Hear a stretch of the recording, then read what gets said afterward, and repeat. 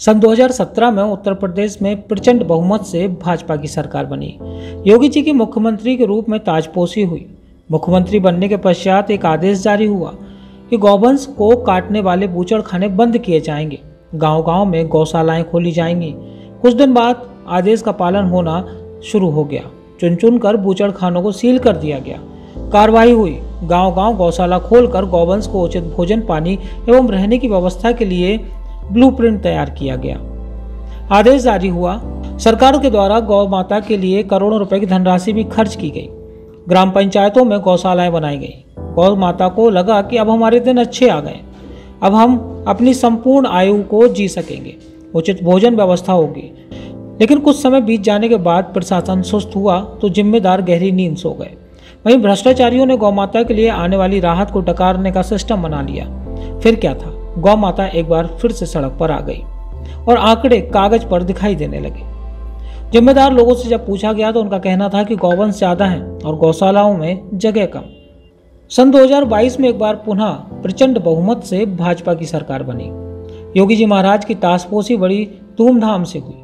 मुख्यमंत्री के बाद योगी जी ने पुनः गौ माता को प्रथम वरीयता देते हुए अतिरिक्त बजट की घोषणा कर दी और कहा कि किसी भी सड़क तथा खेतों में गौवंश नजर नहीं आना चाहिए।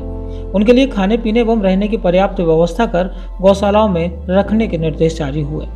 लेकिन हकीकत आज क्या है, इसकी हम आपको जीती जागती तस्वीरें दिखाने वाले हैं।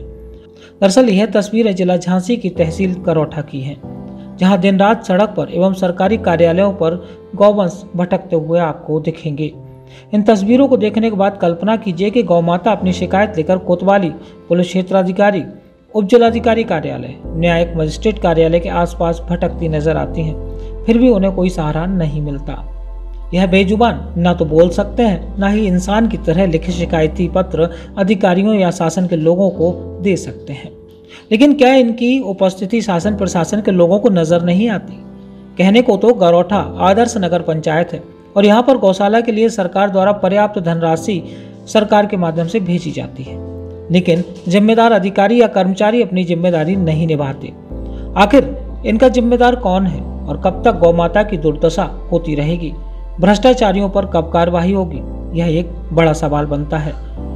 जब तहसील स्तर पर बैठे अधिकारियों के कार्यालयों के सामने गौवंश की यह स्थिति है तो ग्राम पंचायतों में क्या होगी? ये एक बड़ा सवाल है। जिला झांसी के जिम्मेदार अधिकारियों को इस सवाल का जवाब तलाशना चाहिए, क्योंकि जिस दिन जिले के आला अधिकारियों का क्षेत्र में दौरा होता है उस दिन क्षेत्र में सड़क पर या किसी ऑफिस के बाहर एक भी गौवंश नजर नहीं आता। उस दिन सब कुछ चाक चौबंद रहता है। इसके बाद उन्हें खुले में फिर से छोड़ दिया जाता है, क्योंकि शायद गौवंश के लिए आने वाले भूसे के पैसे से कुछ भ्रष्टाचारियों का घर चलता है। गरौठा आदर्श नगर पंचायत है, गौशाला भी है, फिर भी सड़कों एवं सरकारी कार्यक्रमों में गौवंश एकत्रित रहते हैं। इस संबंध में क्या कहना है? इस संबंध में ईओ नगर पंचायत गरौठा को निर्देश दिए गए हैं, पूर्व में भी दिए गए हैं और आजकल में भी जो हमको निर्देशित किया गया है कि जो भी गौवंश यहाँ घूम रहे हैं वो गौशाला में ही रहेंगे और आसपास जो हमारे गांव से गौवंश आ जाते हैं उसमें भी प्रधानों के कल ही एक बैठक करी गई है। प्रधानों के माध्यम से भी ये बताया गया है कि जो गांव वाले अपने जानवरों को दूह के छोड़ देते हैं वो ये काम ना करें। बार बार अगर ये काम संज्ञान में आता है तो इसके ऊपर भी कार्रवाई की जाएगी। गरौठा से सुगर सिंह के साथ अनिल शर्मा की रिपोर्ट।